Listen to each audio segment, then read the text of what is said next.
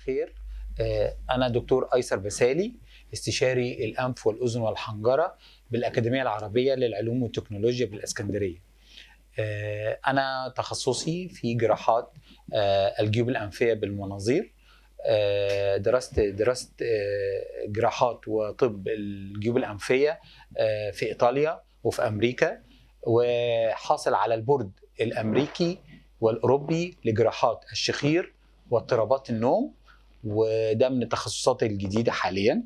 وأعمل في مجال الأنف وأذن من أكثر من 30 سنة. مساء الخير، أنا دكتور أيسر بسالي، استشاري الأنف والأذن والحنجرة، البورد الأوروبي في جراحات الشخير واضطرابات النوم. طبعا يمكن كلكم تستغربوا يعني إيه الشخير واضطرابات النوم. الشخير النهاردة مش عرض، ده مرض، بمعنى إنه ممكن ناخدها بصورة ترفيهية إن العيان ده بيشخر.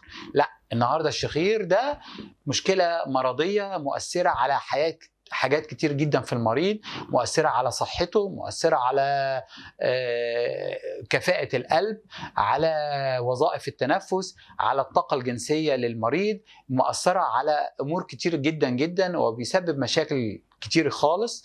واهمها طبعا اذا كان مصحوب بحاجه اسمها انقطاع التنفس اثناء النوم، وهو ان العيان طول الليل بيشخر لكن بيجيله فترات بيقطع النفس تماما، فبيضطر ان القلب والوظائف الجسم كلها بتتوقف لفترات ثواني، وده له عوامل مؤثرة جدا جدا لا قدر الله قد تسبب الوفاة المفاجئة، ودي أحد أسباب الوفاة المفاجئة. والأبحاث الجديدة حاليا أظهرت أن دي مشكلة أساسية ورئيسية ولازم نجد لها علاج.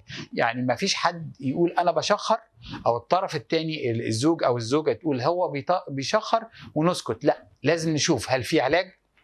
وحاليا مع الطب الحديث في علاجات كتيرة بتجيب نتائج كويسة جدا، في عمليات جراحية بتجيب نتائج ممتازة جدا جدا جدا، وفي أجهزة تعويضية، بمعنى أجهزة بتستخدم أثناء فترات النوم عشان تمنع هبوط نسبة الأكسجين العالية المؤثرة على وظائف المخ والقلب للمريض. فأرجوكم اهتموا بهذه المشكلة لأنها مشكلة في منتهى الأهمية، واستشيروا الطبيب المتخصص، ونتمنى لكم الشفاء طبعا كله. مساء الخير، أنا دكتور أيسر بسالي، استشاري الأنف والأذن والحنجرة.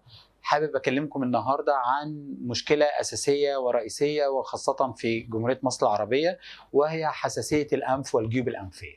ده من الموضوعات الشائعة جدا جدا والمنتشرة جدا جدا في بلدنا، وطبعا في اسكندرية بالذات عشان الرطوبة العالية ونسبة التلوث. النقطة المهمة جدا إزاي نعرف الفرق ما بين الحساسية وما بين أدوار البرد.